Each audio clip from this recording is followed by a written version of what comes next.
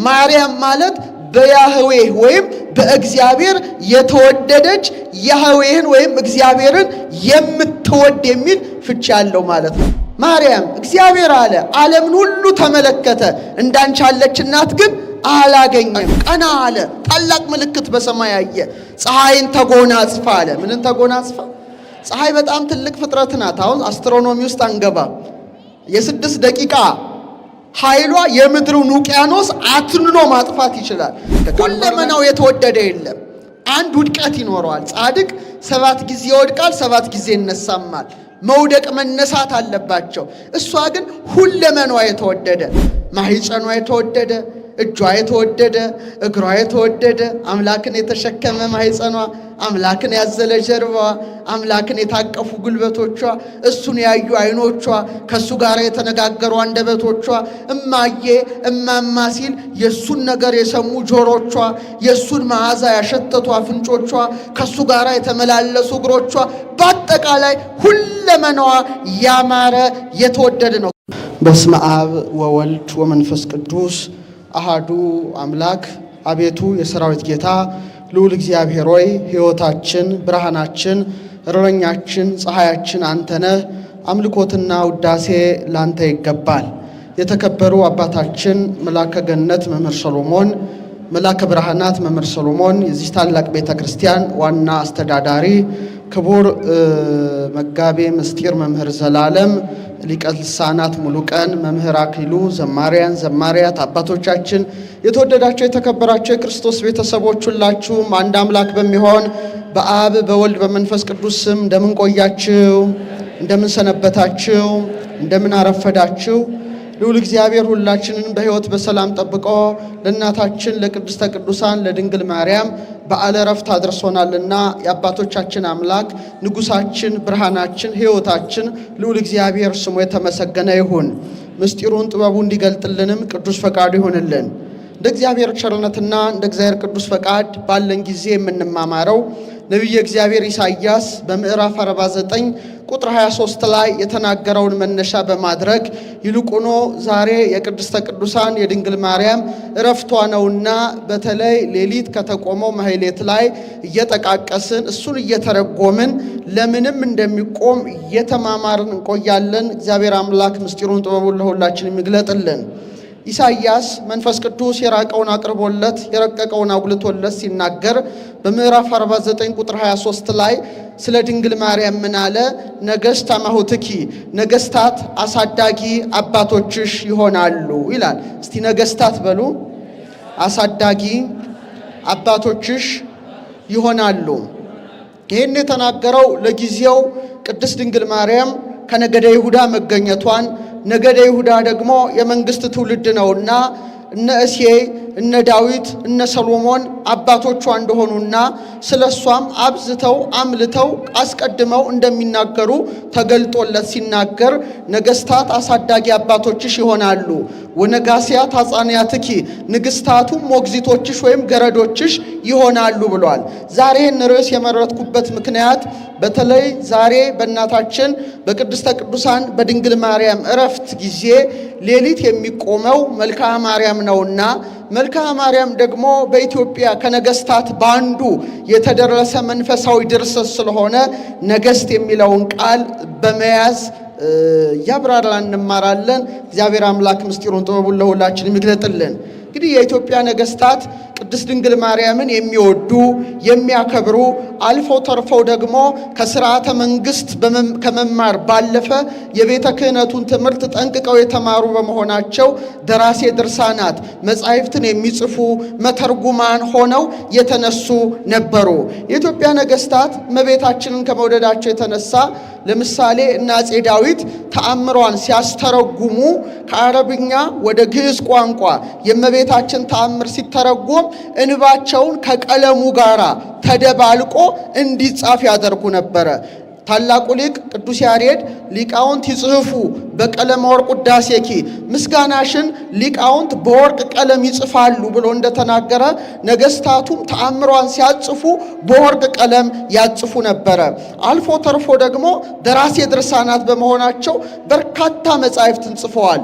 ለምሳሌ ያህል አጼ ልብነ ድንግልን ብናነሳ አጼ ልብነ ድንግል እንግዲህ ከ1500 እስከ 1533 ዓመተ ምህረት የነገሰ ሲሆን በመጽሐፈ ሰዓታት ላይ የምናገኘውን ለኖህ አመሩና ስብሐተ ፍቁር ዘማርያም የሚለውን ልዩ የእመቤታችንን ንጽህና፣ ቅድስና፣ ወላዲተ አምላክና ምሳሌነቷን የሚገልጥ ድርሰትን ደርሶ ለቤተ ክርስቲያን ያበረከተ ነው። ከቃሉ ጋር ናቸው። ስለዚህ በጣም ሊቃውንት ነበሩ።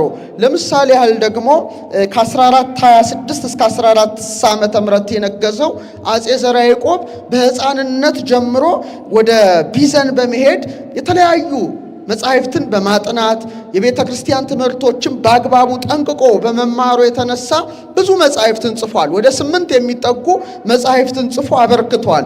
ለምሳሌ መጽሐፈ ብርሃን የሚል ልዩ መጽሐፍ ጽፏል። እንደገና መጽሐፈ ሚላድ፣ ሚላድ ማለት ልደት ማለት ነው። የወልደ እግዚአብሔር የክርስቶስን የልደቱን ነገር የሚዘረዝር የሚተነትን መጽሐፍ ጽፏል። እንደገና የሥላሴን አንድነትና ሦስትነት የሚያስረዳ መጽሐፈ ሥላሴ የሚል መጽሐፍ ጽፎ አበርክቷል። ጦማረ ትስብእት የሚል ስለ ወልደ እግዚአብሔር ስጋዌ ክህደተ ሰይጣን ብሎ የሰይጣንን ክህደት የሚናገር ክህደተ ሰይጣን፣ እግዚአብሔር ነግሰ በተለይ እነ ያሬድን ያመሰገነበት፣ ነቢያትን ያመሰገነበት፣ ሐዋርያትን ያመሰገነበት፣ አምላኩ እግዚአብሔርን ያመሰገነበት፣ ድንግል ማርያምን ያመሰገነበት ልዩ መጽሐፍ ጽፏል። ድርሳነ መላእክትን ጽፏል።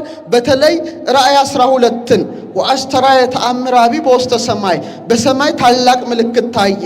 ብእሲትን ተትለብስ ፀሐይ ፀሐይን ተጎናጽፋ ጨረቃን ከእግሮቿ በታች ተጫምታ በራሶቿም ላይ እንደ ዕንቁ ፈርጥ ያሉ 12 ከዋክብት ያለበትን ዘውድ ደፍታ ተመለከትኩ ያለውን የተረጎመበት ልዩ መጽሐፍ ጽፏል። ስለዚህ እነዚህ አባቶቻችን ነገስታት አገር መምራት ብቻ ሳይሆን ምን ይጽፉ ነበረ?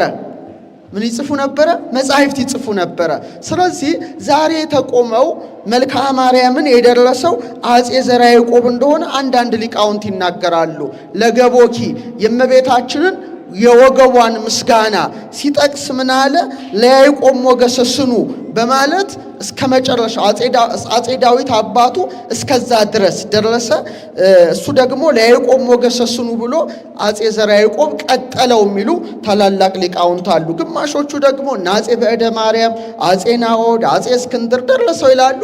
ብቻም በዛም ሆነ በዚህ የድንግል ማርያም ምስጋና ተደርሶ በዛሬው ሌሊት ደግሞ እረፍቷን የሚመለከቱ ከመልክዓ ማርያም ተውጣተው ቤተ ክርስቲያን ባሉ ሊቃውንት ሲደርስ አድሯልና ያንን ነው የምንማረው። እግዚአብሔር አምላካችን፣ እግዚአብሔር ንጉሳችን፣ እግዚአብሔር ሕይወታችን ምስጢሩን ጥበቡን ለሁላችን የሚግለጥልን። እንደውም ስለ ነገስታቱ ሳነሳ አንድ ታሪክ ትዝ አለኝ። ለምሳሌ አጼ ኢያሱ አድያም ሰገድ አባቱ ጻድቁ ዮሐንስ ወይም ንጉሥ ዮሐንስ ቀዳማዊ ነበሩና ወደ ገዳም ላኩት። ሞጊና የምትባል ገዳምና አጼ ሰርጸ ድንግል ያቀኗት ገዳም ናትና እዛ ሄዶ የቤተ ክርስቲያንን ትምህርት እንዲማር ሰደዱት። እዛ ያሉትም አባቶች ተቀብለው ጸዋትወ ዜማ አስተማሩት፣ ቅኔ አስተማሩት፣ ትርጓሜ አስተማሩት። መጨረሻ ንጉሠ ነገሥቱ ልጃቸውን አስጠሩና አስመጡ። መነኮሳቱም አብረው መጡ። ልጄን አስተማራችሁት አሏቸው። አዎ አስተምረነዋል። ምን አስተማራችሁት አሉ። ትርጓሜ አስተማርነው፣ ቅኔ አስተማርነው፣ ጸዋትወ ዜማ አስተማርነው አሉ። እንዴ ይሄን ብቻ ነው ያስተማራችሁት? አዎ። እግር ማጠብ አስተምራችሁታል የአባቶችን? ኧረ አላስተማርነውም። ልብስ ማጠብ አስተምራችሁታል? ኧረ አላስተማርነውም። ብዙ አርድእት አይደል እንደ ያሉት? ይሄ እኮ የጌታ ልጅ ብለን፣ ይሄማ ትዕቢተኛ ሰው ነው የላካችሁብኝ አሉ። ምንድን ነው አሉ? ትሕትና የሌለው ስርዓተ ገዳምን ጠንቅቆ ያልተማረ ትዕቢት ነው። በቃ አፉ ላይ ሻሹን ሸፍኖ ከመኮፈስ የተሻለ ነገር አያደርግም። ስለዚህ እንደገና መልሳችሁ ንፍሮ ማንፈርን፣ ዳቤ መጋገርን አስተምራችሁ አምጡልኝ አሉ። እንደገና ወስደው ላበው እየታዘዘ ውሃ እየቀዳ እንጨት እየሰበረ ንፍሮ እያነፈረ ዳቤ እየጋገረ ተልእኮውን ካጠናቀቀ በኋላ አመጡለትና ቤተ መንግስቴን በዛ ስርዓት ምራልኝ አሉት። እየሰማችሁ ነው? ንፍሮ በሚነፈርበት ሰዓት ንፍሮ እንዲነፈር፣ ዳቤ በሚመጋገርበት ሰዓት ዳቤ እንዲጋገር አድርገህ ቤተ መንግስቱን በገዳም ስርዓት ምራልኝ ብለውታል። ስለዚህ በዚህ ደረጃ ነገስታቱ በትህትና የታወቁ እመቤታችን ቅድስት ድንግል ማርያምን አብዝተው የሚወዱ ከመሆናቸው የተነሳ በርካታ ስራዎችን በእመቤታችን ስም ሰርተዋል። ብዙ አብያተ ክርስቲያናትን በድንግል ማርያም ስም አንጸዋል። በረከታቸው ይደርብን እና ዛሬ ከተቆመው ቁመት መካከል ለዝክረ ስምኪ የእመቤታችን ስም አጠራሯን የሚያወድስ ልዩ ሰላምታ ተደርሶላታል። ይህ ዛሬ ሌሊት ሊቃውንቱ ሲያመሰግኑት አድረዋል። ምን ይላል? ሰላም ሰላም ለዝክረ ስምኪ ሐዋዝ እምነ ከልበኔ ወቁስጥ ወእምነ ሰንበልት ምዑዝ ማርያም ድንግል ለባሲት አብይ ትእዛዝ ይስቅየኒ ለለጽባሁ ወይነ ፍቅርኪ አዚዝ ከመይሰቅዮ ውሂዝ ለሸናይ አርስ። እስቲ ወደ አማርኛ አብረን እንበለው። ከከልበኔ በሉ እስቲ። አይሰማም። ከከልበኔ ከቁስጥ ከሰንበልት ይልቅ መዓዛ ላለው ስም አጠራርሽ ሰላምታ ይገባል። ታላቅ ትእዛዝን የተጎናጸፍሽ ድንግል ማርያም ሆይ ያማረ የዘግባ ዛፍን ፈሳሽ ውሃ እንዲያጠጣው የብርቱ ፍቅርሽ ወይን በየማለዳው ያጠጣኝ ያርካኝ።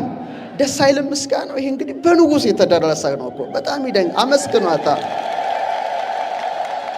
ይሄንን እንግዲህ መልክአ ማርያም በተረጎምኩበት መጽሐፍ ላይ ይገኛል። ነገር ግን ዛሬ አምልቼ አስፍቼ ለእናንተ አስተምራቸዋለሁና ነገርን ከስሩ ውሃን ከጥሩ ነውና ደራሲው አስቀድሞ የእመቤታችን የቅድስተ ቅዱሳን የድንግል ማርያምን ስም ከምን ጋር ያነጻጽረዋል? ቁስጥ ከተባለ ጋር፣ ሰንበልት ከተባለ ጋር፣ ከዕጣን ጋር፣ ከፈሳሽ ሽቱ ጋር ያወዳድርና የድንግል ማርያም ስም የጎላ እጅግ ያማረ እጅግ የተወደደ እንደሆነ ይጽፋል። ረድኤቷ በረከቷ ይደርብን። እስቲ ማርያም በሉ እስቲ። ደስ አይልም? አሁን ማርያም የሚለውን ስም ስትጠሩ አፋችሁ ውስጥ አይጣፍጥም? አይጣፍጥም ወይ? በጣም ነው የሚጣፍጠው።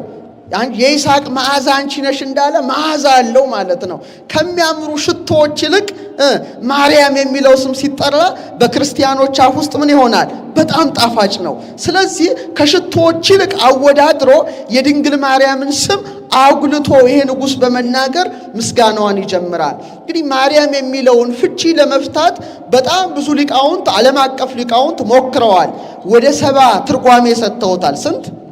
71 ሊቅ አለ። ባርደን ሄወር የሚባል ተመራማሪ ወደ 68 የሚሆኑ ስሞቿን ጽፏል። ስንት የሚሆኑ? በጣም ብዙ ነው፣ 68። እና ፍቺውን ነው ዛሬ የምናየው። በዕብራይስጥ ቋንቋ ሚሪያም ይሏታል። እስቲ በሉ እንግዲህ ሚሪያም ይሏታል። እንግዲህ 70 ሊቃናት ደግሞ ማርያም ብለው ር ሳይሆን ሪ ብለው ብሉይ ኪዳንን እንግዲህ ከዕብራይስጥ ቋንቋ በበጥሊሞስ ትእዛዝ ሲተረጉሙ ማርያም ብለው ሲፈቱ፣ እንደገና ደግሞ ከባቢሎን ምርኮ በኋላ እስራኤል ቋንቋቸው ከዕብራይስጥ ወደ አረማይክ ቋንቋ ሲሸጋገር ምን ብለው ፈቱት? ማርያም አሉ። እስቲ በሉ እኛ እንደምንጠራው ማርያም የሚል ፍቺ ሰጥተውታል። ስለዚህ ማርያም ይሏታሉ፣ ብዙ ስም ሰጥተዋታል። ስለዚህ በዛም ሆነ በዚህ ይህ ስም እጅግ ያማረ እጅግ የተወደደ እጅግ አስገራሚ ፍቺ ስላለው ሊቁ ከሽቶዎች ጋር እያወዳደረ ስም አጠራሯን ያወድሳል ማለት ነው። ስለዚህ ፍቺውን ስናይ በቅብጥ ቋንቋ ሚሪዊቲ ወይም ሚሪ ይባላል። እንግዲህ ማርያም የሙሴ እህት ናት።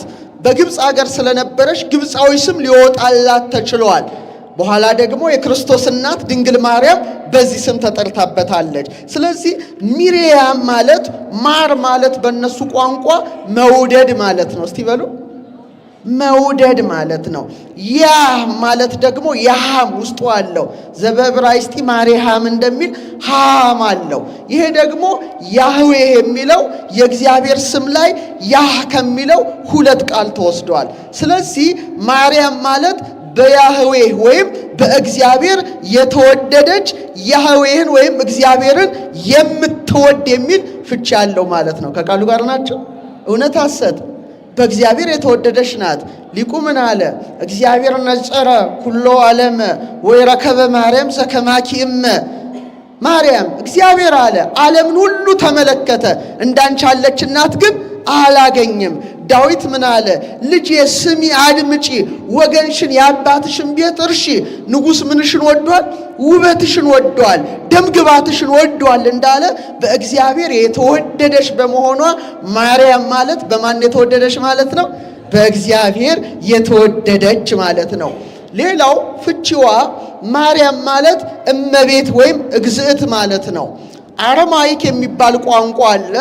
አረማይክ ቋንቋ ጌታችን ከሐዋርያቱ ጋር ይነጋገርበት የነበረ ቋንቋ ሲሆን በዛን ዘመን ማሬ ማለት ጌታ ማለት ነው። ምን ማለት ነው? ጌታ ማለት ነው። ማርያም ማለት ደግሞ እግዝእት እመቤት ማለት ነው። ምን ማለት ነው? እመቤት ማለት ነው። ይህ ስም በአግባቡ የሚገባው ለሙሴ እህት ለማርያም ሳይሆን ለድንግል ማርያም ብቻ ነው። ምክንያቱም ያቺ የሙሴ እህት ናት። ድንግል ማርያም ግን የማን እናት ናት? የሙሴ ፈጣሪ የክርስቶስ እናት በመሆኗ እመቤትነት ይገባታል። ምክንያቱም 100 ነገደ መላእክትን የፈጠረ ደቂቀ አዳምን የፈጠረ ፈጣሪ ፍጥረታት አምፀ ዓለማት ጌታን በሕቱም ድንግልና ጸንሳ በሕቱም ድንግልና ምን አለ ወልዳለች። እመቤት መባል ለሷ ይገባል። ለምሳሌ በመጽሐፍ ቅዱስ ውስጥ እመቤት ተብለው የተጠሩ አሉ። ሳራን አሁን የአጋር እመቤት ይላታል። የንዕማንን ሚስት ደግሞ አገልጋይዋ እመቤት ብሎ ይጠራታል። በሐዲስ ኪዳን መጽሐፍ ላይ ደግሞ መጽሐፍት ላይ ስንመለከት ሮመና የምትባል የመሳፍንቱን ልጆችን የምታሳድግን እመቤቴ እርስ በርሳችን እንዋደድ ይላታል ዮሐንስ። እነዚህ ሁሉ እመቤት መባላቸው ምናልባት ከስራቸው አገልጋዮችና ባሮች ስለዋሏቸው ናቸው። ድንግል ማርያም ግን እመቤት መባሏ ማንም በመውለዷ ነው። ማንም በመውለዷ ነው። የጌቶች ጌታ የነገስታት ንጉሥ አልፋና ኦሜጋ ክርስቶስን በመውለዷ ማርያም የሚለው ስም በብቸኝነት ይገባታል ማለት ነው። ድሮ በብሉይ ኪዳን ማርያም ማርያም ተብሎ የተጠሩ ነበሩ። ድንግል ማርያም ከተጠራችበት በኋላ ግን ቀርቷል። እየሰማች ነው። በጌታ ዘመን ማርያም ማርያም ይባሉ አሉ። በመጀመሪያው ክፍለ ዘመን ላይ የአምላክ እናት ከተጠራችበት በኋላ ማርያም ተብላ የተጠራች የለችም። ምክንያቱም ይሄ ስም የሚገባው ለማን ብቻ ነው? አረ ነገሩ ለማን ብቻ ነው? ለእመቤታችን ብቻ ነው። ለዚህ ነው ኤልሳቤጥ የጌታዬ እናቱ ወደ እኔ ትመጪ ዘንድ እኔ ምንድን ነኝ ብላ እመቤትነቷን በመመስከሯ ማርያም ማለት እመቤት እግዝእት ማለት ነው። ሮም ራማ አርያም ማለት ልዑል ማለት እንደሆነ ይላሉ ሊቃውንት። ከዚህ ተነስተው ነው ማለት ነው። በረከታቸው ይደረብን። ሌላው አካድ የሚባል ጥንታዊ ቋንቋ አለ። በአካድ ቋንቋ ሪሙ ማለት መስጠት ማለት ነው። ምን ማለት ነው? መስጠት። ማርያም ማለት ደግሞ ምን ማለት ነው? ስጦታ ማለት ነው። ምን ማለት ነው? ስጦታ። በእውነት ይህ ስም ለድንግል ማርያም ይገባል። ለጊዜው ይላሉ ሊቃውንት ጸጋ ሀብት ሆነ ለሐናና ለኢያቄም ተሰጥታለች። ፍጻሜው ግን ለፍጥረታት ሁሉ ምን ታሰጣለች? አማልዳ ጸጋና ክብር ሀብት ታሰጣለች። ለእኛም ታሰጠን ወላዲተ አምላክ። ልጇ ኢየሱስ ክርስቶስም እነኋት እናት ብሎ በስጦታ ለማን ሰጥቷታል? ዮሐንስን በሃይማኖት በምግባር ለሚመስሉ ሁሉ ስለሰጣት ማርያም ማለት ጸጋና ሀብት ወይም ስጦታ ማለት ነው። ሌላው የስነ ልሳን ሊቃውንት የጥንታውያት መጻሕፍት መርማሪዎች፣ ፊሎሎጂስት፣ ሊንጉዊስቲክ ሁሉ ሲያጠኑ በጥንት ቋንቋ ረወመ ማለት ከፍ ከፍ አለ ማለት ነው። ምን ማለት ነው? ከፍ ከፍ አለ። ማርያም ማለት ደግሞ ከፍታ ማለት ነው። ምን ማለት ነው? ከፍታ። ከፍታነቷ ምንድን ነው? ያዕቆብ እንዳያት ከምድር እስከ ሰማይ የተተከለች መሰላል ተመልክቷል። ርቀቷን ተመልከቱ። ከምድር እስከ ምን መተከሏ የልዕልናዋ ምሳሌ ነው። መትሕተ ፈጣሪ ከፈጣሪ በታች መልዕልተ ፍጡራን ከፍጡራን ሁሉ ምንድናት? በላይ በመሆኗ ማርያም የሚለው ስም አመስግኑሽ። ማርያም የሚለው ስም ለማን ተገብቷል? ለድንግል ማርያም ብቻ ተገብቷል። ስለዚህ የጥንት የነበሩት ክርስቲያኖች በሌላ ስም ተጠሩ እንጂ ማርያም በሚባል ስም መጠራት አቁመዋል። ለማን ብቻ ተገብቷል? ለድንግል ማርያም ብቻ። ሌላው በጥንት ቋንቋ ማርያም ማለት ቆንጆይቱ ማለት ነው። ምን ማለት ነው? ቆንጆይቱ ትባላለች። በእኛ ሊቃውንት ፍጽምት ማለት ነው። መልክ አቀናን ከደም ግባት አስተባብራ የተገኘች ፍጻሜው ግን ከንጽሐ ሥጋ ከንጽሐ ነፍስ ከንጽሐ ልቡና ማዕርግ በመድረሷ ደራሲው ይህን የተለየ ስም አጉልቶ በማንሳት ከከልበኔ ከሰንበልት ከቁስጥ ይልቅ ያማረ የተወደደ መዓዛ ላለው ለስም አጠራረሽ ምን ይገባል? ሰላምታ ይገባል በማለት ያወድሳታል። አመስግኗትችን ድንግል። ይቀጥልና ማርያም ድንግል ለባሲተ አብይ ትእዛዝ ታላቅ ትእዛዝን የተጎናጸፍሽ ይላታል። ምንን የተጎናጸፍሽ? ታላቅ ትእዛዝን። ምንድነው ትእዛዙ? በሁለት መልኩ ወይም በሶስት መልኩ ማየት ይቻላል። በመጀመሪያ ደረጃ እግዚአብሔር ይላል በኦሪት ዘፍጥረት ምዕራፍ 1 ላይ ሁለት ታላላቅ ብርሃናትን ምን አደረገ? ፈጠረ ይላል። እነዚህ ሁለት ታላላቅ ብርሃናት የተባሉት ፀሐይና ምንድናቸው? ጨረቃ ናቸው። በደንብ አድርጋችሁ አስተውሉ። ፀሐይና ምንድናቸው? ጨረቃ ናቸውና በትእዛዙ አዟቸዋል። ፀሐይ በቀን እንዲሰለጥን፣ ጨረቃና ከዋክብት ደግሞ በሌሊት እንዲሰለጥኑ አዟቸዋል። ታዲያ ድንግል ማርያም ወላዲተ አምላክ የቀን ጌጥ ፀሐይን በመጎናጸፍ የሌሊት ጌጦች ጨረቃን በመጫማት ከዋክብትን በመድፋት በሰማይ ላይ ታየች። ክብር ይግባት እናታችን። ለዮሐንስ ታየችው። ታላቅ ምልክት በሰማይ ታየኩ። ይገርማል እኮ ታላቅ ምልክት። ኢሳይያስ ጌታ ራሱ ምልክት ይሰጣቸዋል። ናሁ ድንግል ትጸንስ፣ እነሆ ድንግል ትጸንሳለች እንዳለ ዮሐንስም ምን አለ? እግዚአብሔር ታላቅ ምልክት ይሰጣቸው። ቀና አለ። ታላቅ ምልክት በሰማይ አየ። ፀሐይን ተጎናጽፋ አለ። ምንን ተጎናጽፋ? ፀሐይ በጣም ትልቅ ፍጥረት ናት። አሁን አስትሮኖሚ ውስጥ አንገባ። የ6 ደቂቃ ኃይሏ የምድሩን ውቅያኖስ አትንኖ ማጥፋት ይችላል። በብዙ ሺህ የሚቆጠር ኒውክለር ቦምብን በሰከንድ ውስጥ ሪያክሽን ማድረግ የምትችል ናት። እግዚአብሔር ያሳያችሁ። እችን ፀሐይ ድንግል ተጎናጸፈቻት። ተወዳጇን ጨረቃ ጫማዋ አደረገቻት። 12ቱን መገብታ ወራ ከዋክብትን በላይዋ ላይ ደፍታ ለማን ታየች? ለዮሐንስ ተገልጻለች። ከቃሉ ጋር ናችሁ። ለባሲተ አብይ ትእዛዝ ታላቁን ትእዛዝ የተጎናጸፍሽ በማለት ያወድሳታል። እና ፀሐይ ፊት መቅረብ ካቃጠለ፣ ፀሐይ ፊት መቅረብ ካነደደ፣ ፀሐይ ደግሞ ብትቀርበን ምድራችን ከመኖር ወደ አለመኖር ከተለወጠች ድንግል ማርያም በማኅፀኗ የተሸከመችው ማን ነው? እውነተኛው ፀሐይ፣ የፀሐይ ፈጣሪ ኢየሱስ ክርስቶስ ነው። እሷ ግን አልተቃጠለችም። ክብር ይግባት። ሰረገላ ፀሐይ እንላታለን። ሰሎሞን በማድነቅ መኑ ይእቲ ዛቲ፣ እቺ ማናት ይላል። እንተ ትሄውስ ከመ ጎህ፣ እንደ ጎህ ምትጎበኝ፣ እንደ ፀሐይ የሞቀች፣ እንደ ጨረቃ የደመቀች፣ ኩረታቲያ በምስጢር፣ አካሄዷ ሁሉ በምስጢር የሆነ ይቺ ማናት አለ። እስቲ መልሱለት። እሷ ማናት? እሷ ማናት? ድንግል ማርያም ናት። ረድኤቷ በረከቷ አይደረብን። ስለዚህ የቀን ጌጥ ፀሐይን በመጎናጸፍ የሌሊት ጌጦች ጨረቃን በመጫማት ከዋክብትን በመድፋት የተገለጸች ንግሥት በመሆኗ ታላቁን ትእዛዝ የተጎናጸፍሽ በማለት ማናወደሳት? ንጉሡ አወደሳት። በረከቱ ይደርብን። ይህ ብቻ አይምሰላቸው ኦርቶዶክሳውያን። ይህ ብቻ ሳይሆን ታላቅ ትእዛዝን ድንግል ማርያም ተጎናጽፋለች። ያ ትእዛዝ ከማን የመጣ ነው? ከእግዚአብሔር የመጣ ነው። የተላከው ማን ነው? ገብርኤል ነው። ገብርኤል እናቴን አብስራት ብሎ ማን ላከው? እግዚአብሔር ወልድ ላከው። ቅዱስ ገብርኤልም ያን ብስራት ነገራት። እሷም ተስማማች። ይኩነኒ በከመ ትቤለኒ፣ እኔ እግዚአብሔር አገልጋዩ ነኝ። እሱን አገልጋዩን ለመውለድ ለእርሱ እናትነት ካበቃኝ እንደ ቃል ይሁንልኝ ይደረግልኝ ባለች ጊዜ ቅድመ ዓለም የነበረ ያለ የሚኖር በእግዚአብሔርነት በአምላክነት በፈጣሪነት በመንግስት ባገዛዝ በስልጣን በብርሃን በትእዛዝ ከአብ ከመንፈስ ቅዱስ ጋር አንድነት ገንዘቡ የሆነ እግዚአብሔር ወልድ የዕለት ጽንስ ሆኖ በማኅፀኗ ተጸነሰ። አምላክ ሰው ሆነ፣ ሰው አምላክ ሆነ። ክብር ምስጋና ለስሙ ይሁንና ስለዚህ ታላቅ ትእዛዝን ተሸክሞ የመጣ ገብርኤል የተናገራትን ብስራትን ተቀብላ አምላክን በሕቱም ድንግልና ጸንሳ በሕቱም ድንግልና የወለደች በመሆኗ ለባሲተ አብይ ትእዛዝ ታላቁን ትእዛዝ የለበሰች የተጎናጸፈች እሷ ማናት?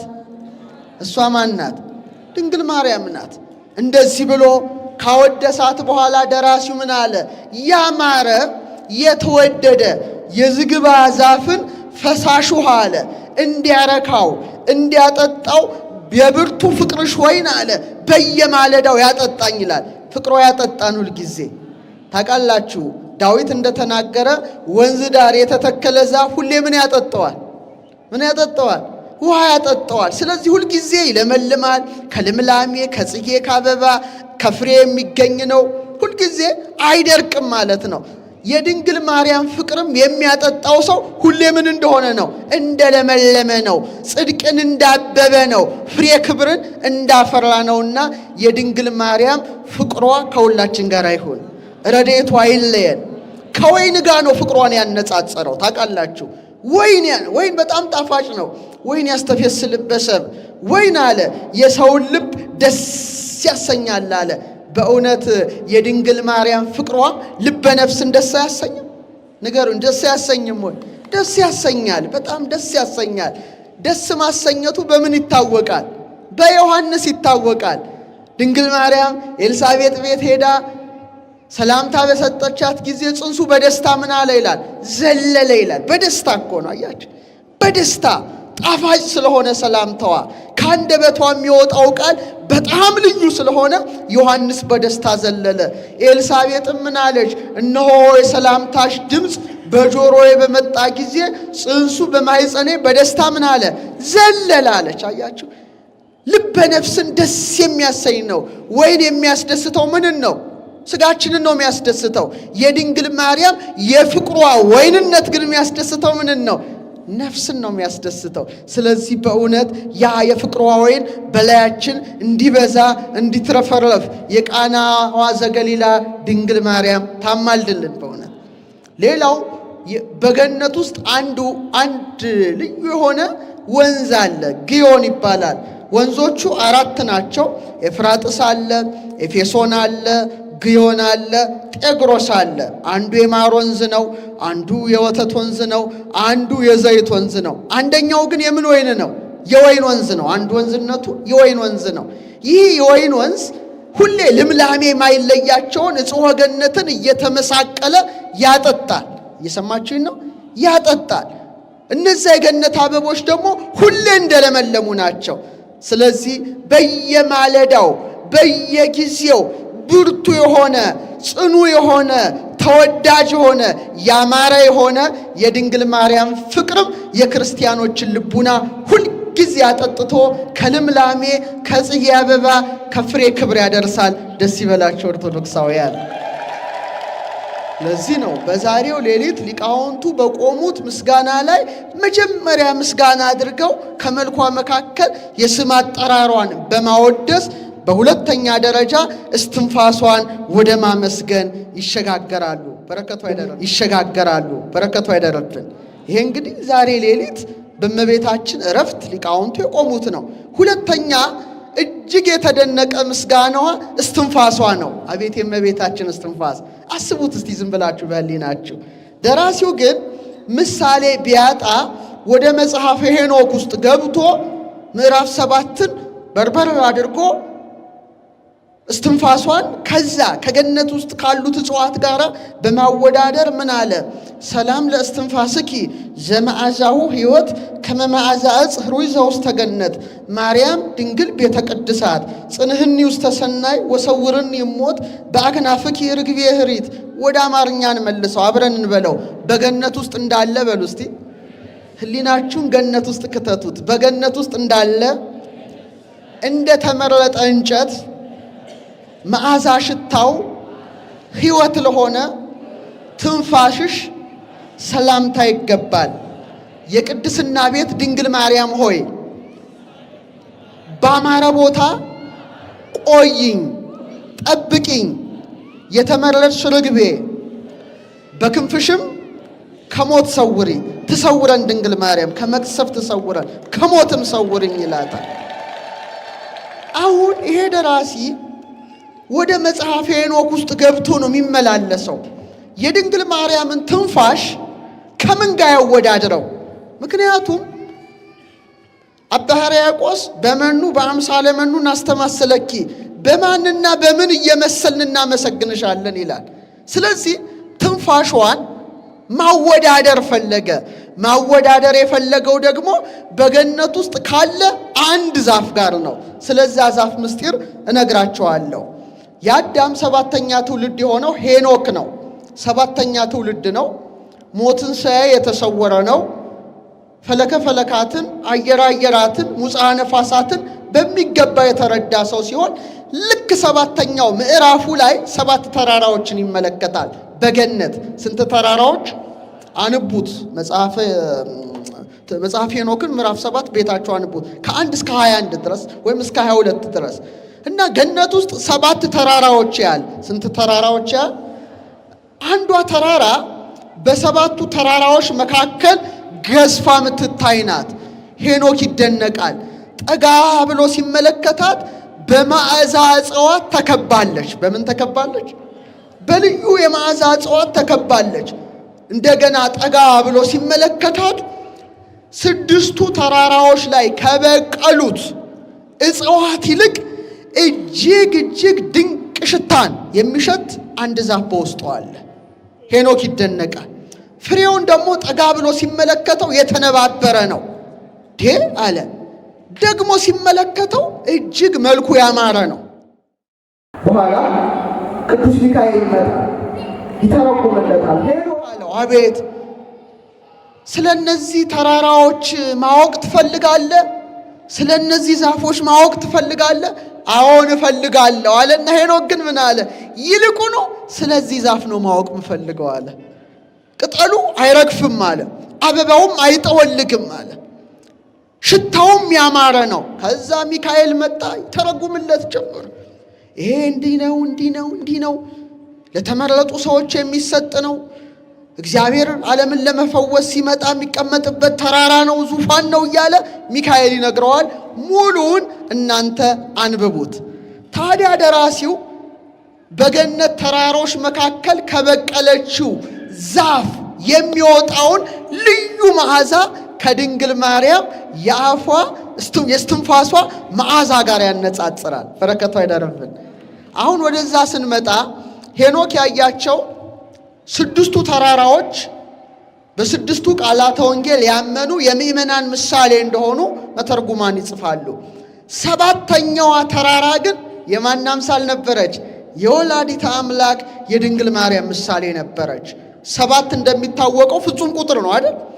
ፍጹም ቁጥር እንደሆነ ድንግል ማርያምም ምንድናት? በክብር ምንድናት? ፍጽምት ናት። በክብር ፍጽምት ናት። ዙሪያዋን ያቺ ተራራ በመዓዛ እጽዋት እንደተከበበች ድንግል ማርያምን በማን ተከባለች? እስቲ ንገሩኝ። አስቀድሞ በነቢያት፣ በኋላም በሐዋርያት፣ በመቀጠል በሊቃውንት ዓለም እስኪያልፍ ድረስ በሚነሱ መምህራን የተከበበች ናት። መዓዛ ሃይማኖታቸው፣ መዓዛ ምግባራቸው፣ መዓዛ ንጽህናቸው፣ መዓዛ ትዕግስታቸው፣ መዓዛ ምግባራቸው ያማሩ የተወደዱ ሁሉ ዓለም እስኪያልፍ ድረስ የሚመሰክሩላት በመሆኗ በምን ተከባለች ተባለች? በመዓዛ እጽዋት ተከባለች ይላል እና ካሉት ዛፎች ሁሉ እንደ እርሷ የሚሸት አልነበረም ይላል ሄኖክ። እየሰማችሁኝ ነው? ማንም የሚመስላት እንደሌለ ካሉት ቅዱሳን ሁሉ ድንግል ማርያምን የሚመስላል እንዴ? የለም። መዓዛ ሃይማኖቷ፣ መዓዛ ምግባሯ፣ መዓዛ ንጽህናዋ፣ መዓዛ ቅድስናዋ ሁሉ ያማረ የተወደደ ነው። ሁለመናዋ በመወደድ ከቅዱሳን የበለጠች ናት። እየሰማችሁኝ ነው? ለዚህ ነው ዘካርያስ ምን ይላል? ሲጨንቀው ነው ሁለንታሃ ወርቅ አለ። ሁለመናዋ ወርቅ ነው አለ። እስቲ በሉ ድገሙት እስቲ። በቃ ሁለመናው የተወደደ የለም። አንድ ውድቀት ይኖረዋል። ጻድቅ 7 ጊዜ ይወድቃል፣ 7 ጊዜ ይነሳማል። መውደቅ መነሳት አለባቸው። እሷ ግን ሁለመናዋ የተወደደ፣ ማህፀኗ የተወደደ፣ እጇ የተወደደ እግሯ የተወደደ አምላክን የተሸከመ ማኅፀኗ አምላክን ያዘለ ጀርባዋ አምላክን የታቀፉ ጉልበቶቿ እሱን ያዩ ዓይኖቿ ከሱ ጋር የተነጋገሩ አንደበቶቿ እማዬ እማማ ሲል የሱን ነገር የሰሙ ጆሮቿ የሱን መዓዛ ያሸተቱ አፍንጮቿ ከሱ ጋር የተመላለሱ እግሮቿ በአጠቃላይ ሁለመናዋ ያማረ የተወደደ ነው። ክብር ይግባት ንግሥታችን። ስለዚህ ሄኖክ እንደገና ያቺ ያማረች የተወደደች ልዩ መዓዛ ያላትን ዛፍ ሲያይ ቅጠሏ አይጠወልግም ነበረ፣ አበባዋ አይረግፍም ነበረ። ይገርማል እኮ አበባ ማለት ምንድን ነው? ክብር ነው። ክብሩ አይረግፍም እስከ በሌለው ፍጻሜ። ድንግል ወእም ድንግልም እናትም ተብላ የምትመሰገን ከሷ በቀር አለች ወይ? አበባዋን ቅጠሏ እንደማይጠወልግ ማኅተመ ድንግልናዋ የማይለወጥ አበባዋ እንደማይረግፍ ክብሯ የማይረግፍ እስከ በሌለው ፍጻሜ የምትወደድ የምትመሰገን ድንግል ማርያም አክብሯት በተሰጣት ጸጋ ከፈጣሪ በታች ከፍጥሯን ሁሉ በላይ በመሆን ማለት ነው። ያቺ ፍሬዋ እንደ ዘንባባ ዛፍ የተነባበረ እንደሆነ የእመቤታችን ክብሯ ምንድን ነው? እጅግ የተለየ እጅግ የበዛ። ምክንያቱም ማንን ወለደች? ንገሩኝ፣ ማንን ወለደች? ለምሳሌ ከክብሮቿ መካከል አንድ ነገር ልንገራችሁ። እኛ ጸሎት ስንጸልይ ለምሳሌ ጌታችን ኤልሳቤጥ እንዳለችው የጌታዬ እናቱ አለች። የማን እናቱ? ጌታችን አምላካችን ንጉሳችን ሕይወታችን ብርሃናችን ሕይወት እንጀራችን ሕይወት መጠጣችን ትንሣኤያችን ሕይወታችን እያልን እንጸልይ እንችላለን፣ ችግር የለም። ድንግል ማርያም ግን ክብሯ እጅግ የተለየ በመሆኑ እኛ እንደዚህ ብለን የምንለምነውን አምላክ ልጄ ማለት አይላላት። ምን ማለት? ቅዱስ ቄርሎስ የተባለ ሊቅ ሉቃስን ሲተረጉም ምን ይላል? ልሂቀ በበሕቅ እንዘይትየዘዝ ለአዝማዲሁ እንተ ይእቲ እሙ። ይቹም እናቱ ናት እና እየታዘዘ አደገ ነው። ለሷ እየታዘዘ ሲያድግ ምን ይላል ሊቁ? ተመልከት ይላል ክብሯን እስቲ ፍጥረታት የሚታዘዙለት ጌታ ለእናቱ እየታዘዘ አደገ ይላል። እሷም ታየውና ጌታዬ ልጄ ትለው ነበረ። ምኔና ምኔ? አምላኳ ስለሆነ ጌታዬ ትለዋለች። እኛም ጌታችን እንደምንለው ግን ልጇ ስለሆነ ምን ትለዋለች? ንገረኝ። ዓለም ከተፈጠረ ጀምሮ እግዚአብሔርን ልጄ ብሎ ለመጥራት የተመረጠ ከእርሷ በቀር ማን አለ? ንገረኝ፣ ማን አለ? ስለዚህ ፍሬዋ የተነባበረ እንደሆነ ሁሉ ይሄ ሁሉ በክብር ላይ ክብር። ጌታዬ ልጄ ማለት እናት ሆና ስናያት ድንግል፣ ድንግል ሆና ስናያት እናት፣ አገልጋይ ስትሆን እናት፣ እናት ስትሆን አገልጋይ፣ ድንግል ስንላት ወተት፣ ወተት ስንላት ድንግል። ከሷ በቀር ክብር በክብር ላይ ክብር የተሰጠው ማን ሊኖር ይችላል? ንገሩኝ፣ ማን ሊኖር ይችላል? ማንም የለም። ስለዚህ ሄኖክ ተመለከታት። ያቺ መዓዛ ዕፅ ዙሪያዋ በፍሬ እንደተከበበች ድንግል ማርያምም በብዙ ክብር የተከበበች ነበራት። ያቺ ዛፍ ፍሬዋ እንደማይጠወልግ የሰማችሁኝ ነው። አበባዋ እንደማይረግፍ ፍሬ ሕይወት ኢየሱስ ክርስቶስ ከእርሷ ተወልዶ ለቤዛ ብዙሃን ቅዱስ ሥጋውን ክቡር ደሙን ለማን ሰጥቷል? ለእኔና ለእናንተ ሰጥቷል። አያልቅም፣ ማለቅ የለበትም። ዓለም እስኪያልፍ ድረስ ስለሚሰጥ ምን አለ? ፍሬዋ አይረግፍም በማለት ይናገራል። በመቀጠል ሄኖክ ምን ይላል? ያ ዛፍ ይላል በዓይን ሲያዩት ያማረ ነው ይላል። ምን ሲሉት ያማረ ነው? ደስ ያሰኛል ይላል። እና ክርስቲያኖች በእመቤታችን ድንግልና የተገኘው ክብር ላዕለ ልቡናችን ደስ አያሰኝም? የእሷም ነገር መስማት ደስ አያሰኝም? የእሷን ነገር መስማት የሚያበሳጨው የተጣለው እባብ ብቻ ነው። በዮሐንስ ራእይ ምዕራፍ 13 ላይ በቃ ሴቲቱን ምዕራፍ 12 ላይም ስትመለከተው ሴቲቱን ለመቃወም በቃ የተነሳ ነው። በአንተና በሴቲቱ አለ ዘፍጥረት 3 ላይ በዘርህና በዘሯ መካከል ጠላትነትን አደርጋለሁ፣ እርሱ ራስን ይቀጠቅጣል፣ አንተም ሰኮናውን ትነድፋለህ ተብሎ የተጣለው እባብ ስለተረገመ የእሷ ነገር ሲሰማ ይበሳጫል ይላል አባ ጊዮርጊስ። ይናደዳል። ቀድሞም በሄሮድስ አድሮ ሊያሳደዳት ሞከረ። ዛሬም ከልበ ምእመናን ለማሳደድ ይሞክራል። ለክርስቲያኖች ግን የእመቤታችን ነገር በደስታ ላይ ደስታ፣ በሐሴት ላይ ሐሴት የሚጨምር ነው። ደስ ይበላችሁ። የእሷን ነገር መስማት ያስደስታል። ስለዚህ ያቺ ዛፍ ለማየት እጅግ ደስ ታሰኛለች። እየሰማችሁ ነው? ወደ እውነተኛዋ ዛፍ እስቲ ወደ ድንግል ማርያም ተመልከቱ። አይነ ህሊናችሁን እስቲ እዩዋት። እስቲ ማየት ከቻላችሁ ማለት ነው። ማየት ከቻላችሁ እንዴ! በጣም የሚገርመው ደራሲው ድንግል ማርያምን ማየት ተመኘና እንደው እሷን ማየት በጣም ከፍታ ነው። ግን ምን አለ? ስእልኪ ጽግይተ ላሂ ዘከመዝት የድም በዓለም እፎይ ሴኒ በሰማይ ላይ ገጽኪ ማርያም። እስቲ አብረን እንበለው። ስዕልሽ በሉ እስቲ በዓለም ላይ ወዝን አብባ አምራ ከተገኘች በሰማይ ያለው ውበትሽ ደምግባትሽ ምን ያህል ያምር።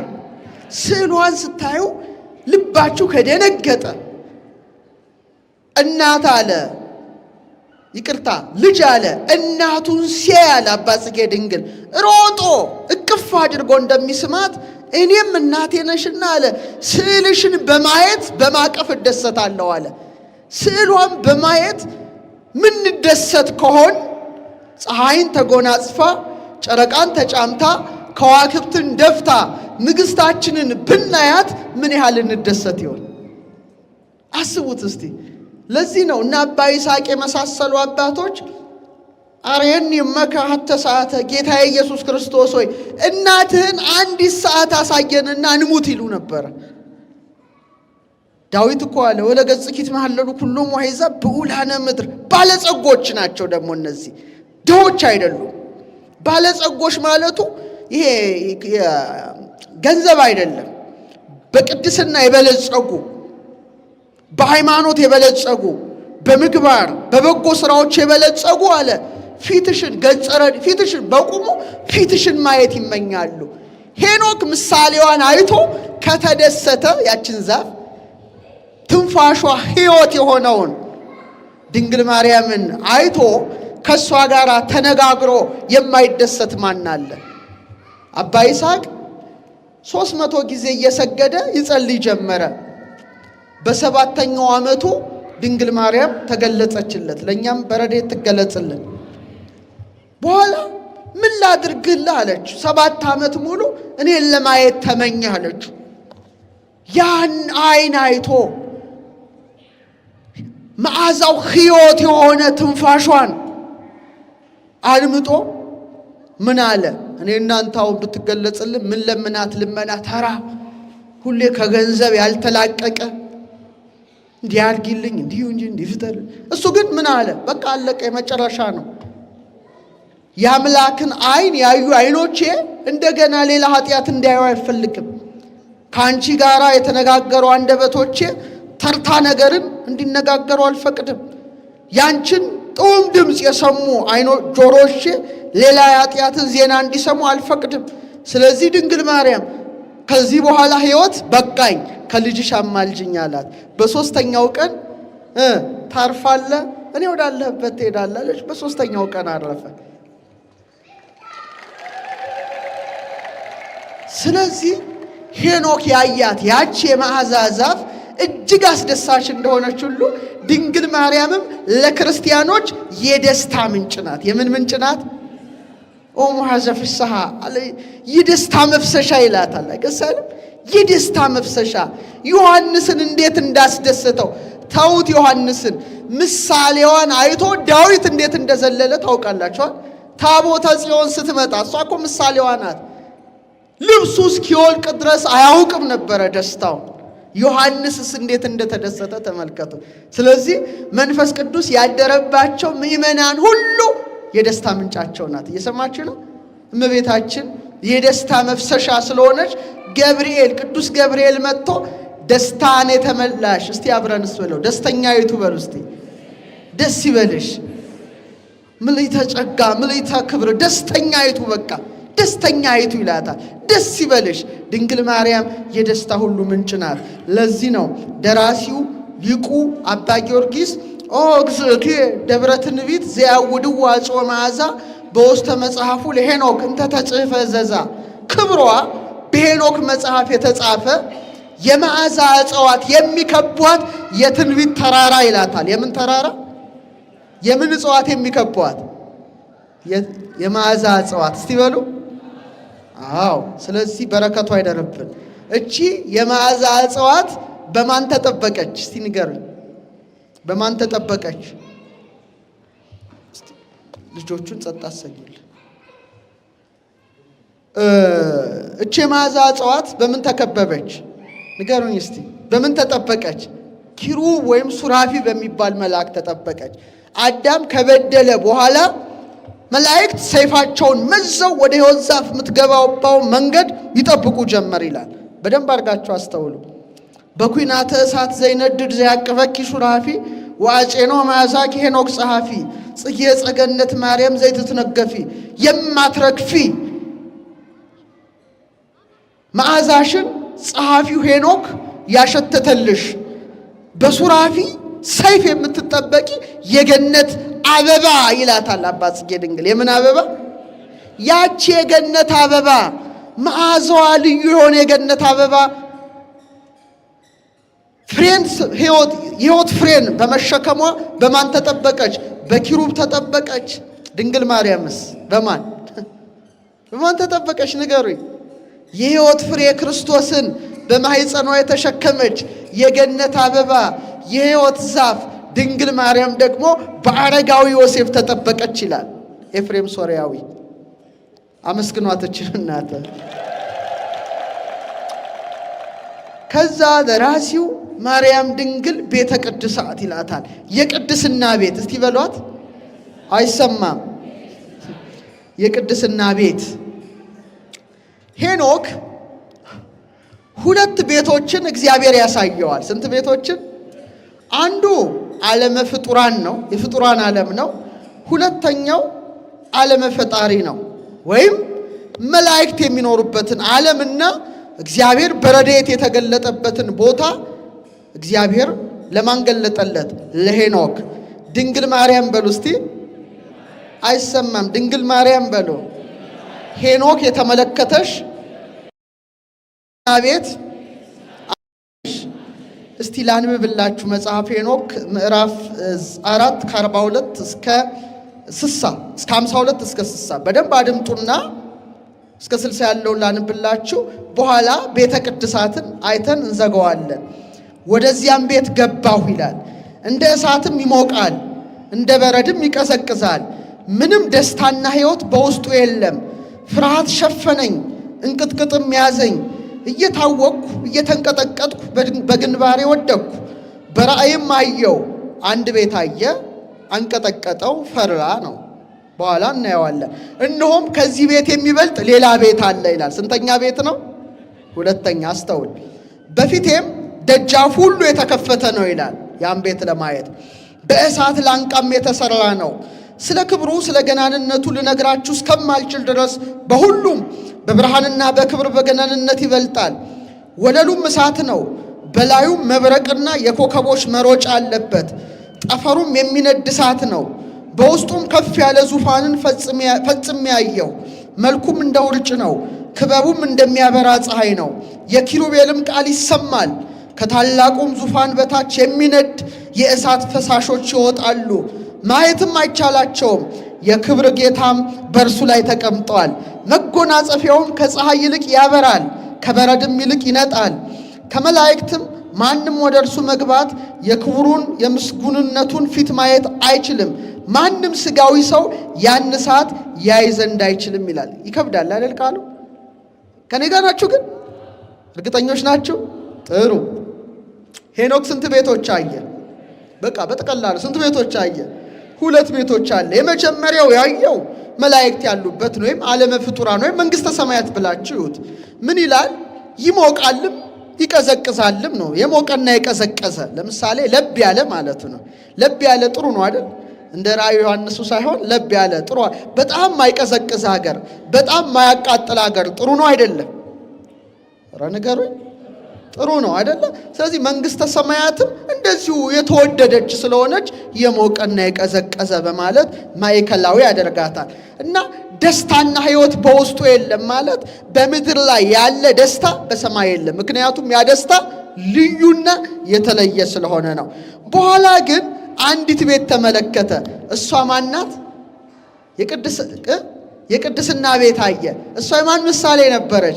የድንግል ማርያም ምሳሌ ነበረች። ምን አለ? ደጃፉ የተከፈተ ነበር አለ።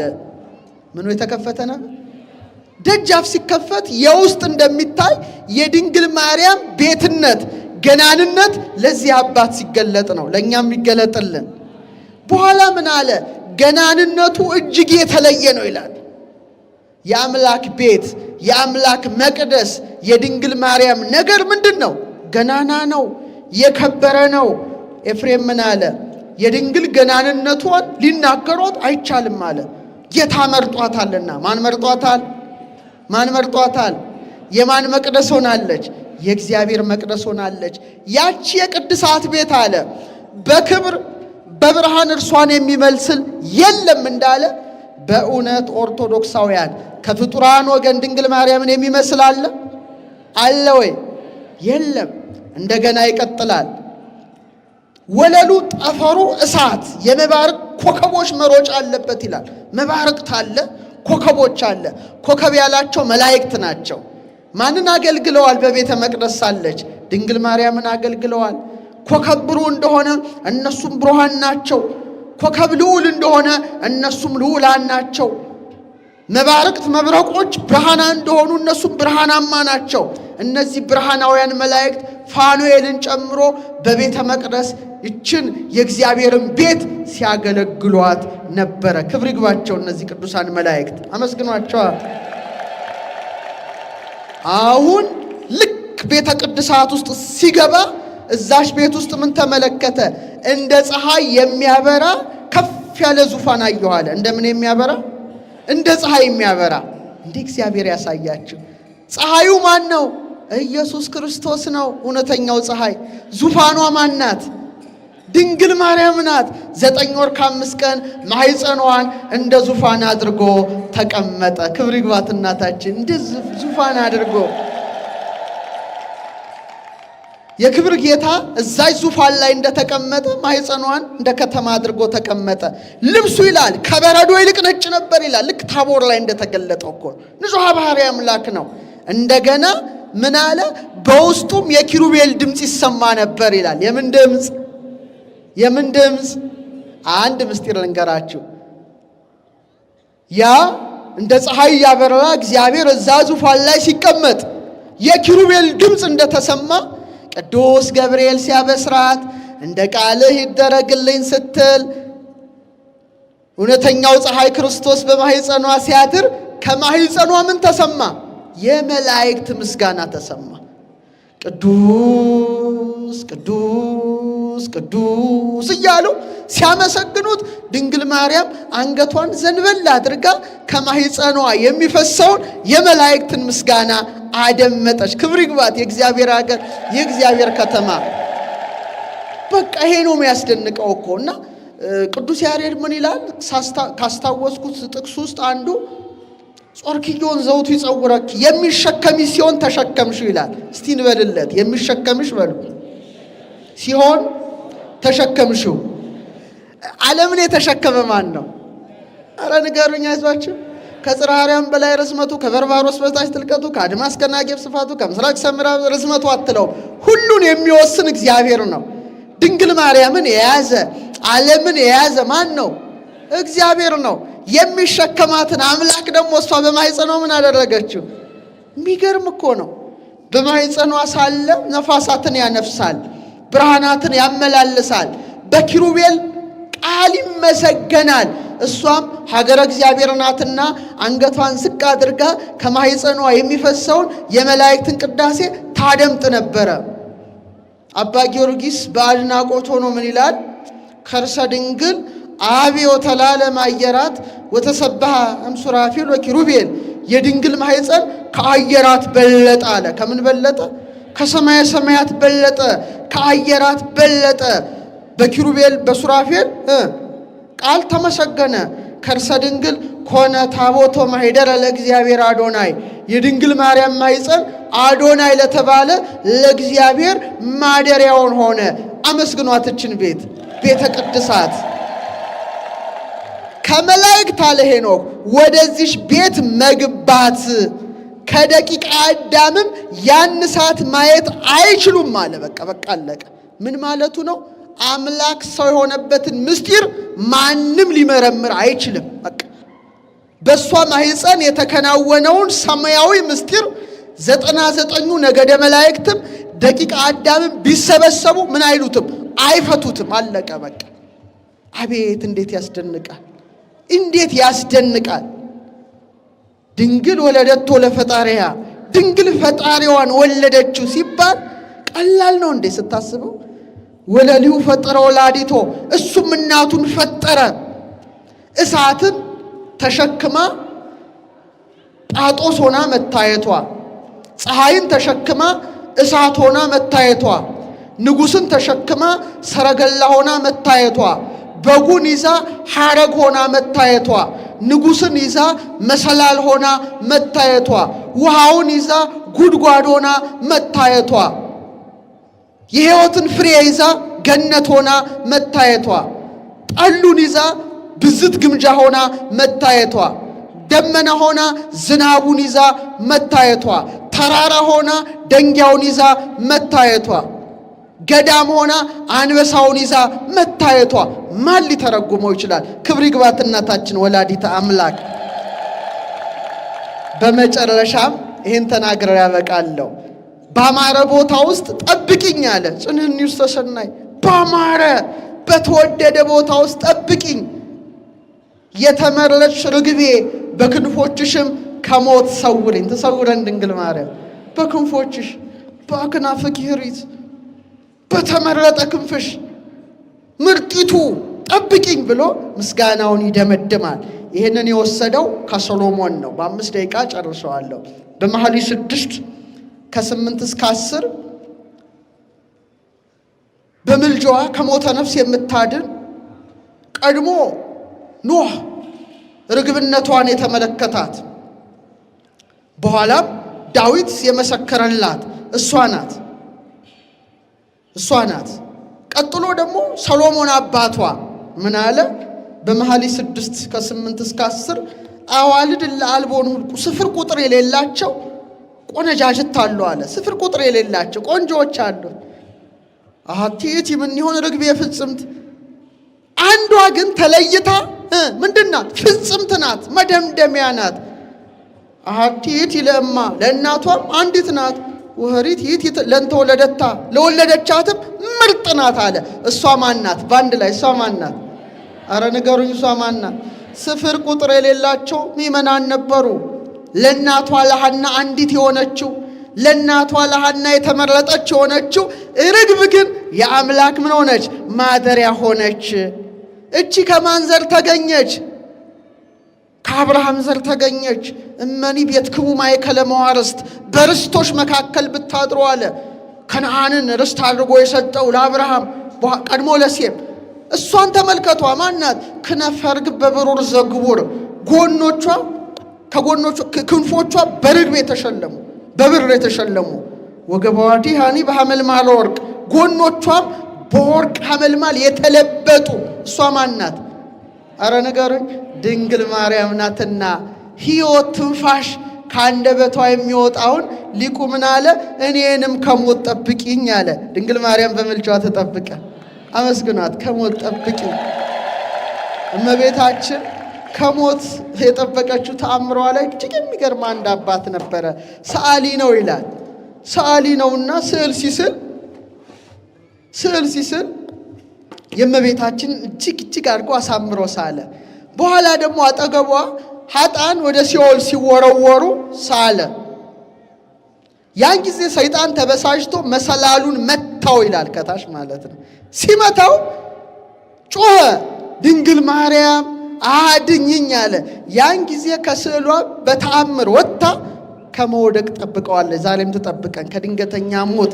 ዓለሙ በመቅሰፍት የተከበበ ነው። በመቅሰፍት የተከበበ ነው። እቺ የዋሂት ርግብ ግን ሁልጊዜ ክንፎቿ ማለት ጽላሎተ ረድኤቷ አክናፈ ረድኤቷ ዛሬ በላያችን ላይ ምን ሆኗል? ጥላ ሆኗል እንጂ ብዙ የሞት ጉድጓዶች ተቆፍረውብን ነበር። እውነት ሐሰት ነው። ሁላችንም እዚህ ያለን ሰዎች በምናቀውም በማናቀውም ስንቶች ቃየሎች የሞት ጉድጓድ ቆፍረውብን ነበረ። ነገር ግን በአክናፈ ኪሪት እንዳለ የተመረጠችው ርግብ ሁልጊዜ ክንፏን በጫጩቶቿ መካከል ላይ ጋርዳ ከነጣቂ አሞራ እንደምትጠብቃቸው ዛሬም ከሚመጡት መቅሰፍታትና ከመጣብን ከተጋረደብን ሁሉ ሁልጊዜ አክናፈ ረድኤቷ በበላያችን ላይ እንደ ጥላ አጥልቶ ከብዙ ሞቶች ጠብቆናልና እልል ብላችሁ ለውለታዋ አመስግኑ። ስለዚህ እንዲህ እየተባለ ነው ሌሊቱን በምስጋና ሲታደር እናንተ ጣዕመ ዜማውን በመስማት ስትደሰቱ ሊቃውንቱ ደግሞ በጣዕመ ዝማሬ ሲያመሰግኑ እንዲህ አይነት የመላእክት ምስጋና የመላበት በቃ ቤተ ክርስቲያን ናትና በጣም ብዙ ምስጋና አለ። ለገቦኪ ለግንዘተ ሥጋኪ እነዚህ ሁሉ የተለዩ ጣፋጭ ሆኑ ለእመቤታችን በኢትዮጵያውያን ነገስታት የተደረሱ ናቸው። የነገስታቱ በረከት ይደርብን። በእውነት ደስ አይልም? አይገርምም? አንድ ንጉሥ እንዲህ እየደረሰ ለድንግል ማርያም ክብር እንዲህ አድርገው እንደ ዳዊት አባቷ ያመሰግናት እንደነበረ እነሱም በዚህ ደረጃ ድንግል ማርያምን አክብረው ወደማያልፈው ወደሚያስደስተው ዓለም ተሸጋግረዋል። ረድኤቷ በረከቷ ይደርብን። ፍቅሯ ጣዕመ ፍቅሯ ከሁላችን ጋር ይሁን። ያማረ የተወደደ የስም አጠራሯ ብርቱ እንደ ወይን ጠጅ ጣፋጭ የሆነ ፍቅሯ ከሁላችን ጋር ይሁን። ሕይወት የሆነው ትንፋሿ ነጽሩ ሊተ ድንግለ ህትምተ መዓዛ አፉ ኃይጼኑ ፍረተ የአፏ መዓዛ እንደ እንኮ የሚያውድ የታተመች አዳራሽ ድንግልን ይውልኝ እንዳለ ድንግል ማርያም ደስ በሚያሰኝ በሚያረጋጋ ሕይወትን በሚሰጥ ቃሏ ሌሊት በተኛንበት ቀን በምንጓዝበት ሁሉ እንድታጽናናን ቃል ኪዳኗ ከሁላችን ጋር ይሁን። እንኳን አደረሳችሁ። ዛሬ ሐዋርያት ይህን ትንፋሿን ሰምተው የመጨረሻ በረከትን ተቀብለው ድንግል ማርያምም አርፋ፣ ምክንያቱም ይህን መተረክ አይገባኝም ጠዋት በታቦተ ሕጉ ላይ ስለተማራችሁት ፍጹም በረከቷን እንዳገኙ በዛሬው ዕለት ለእኛም ለልጆቿ ረድኤቷ በረከቷ እንዲትረፈረፍልን ቅዱስ ፈቃድ ይሁንልን።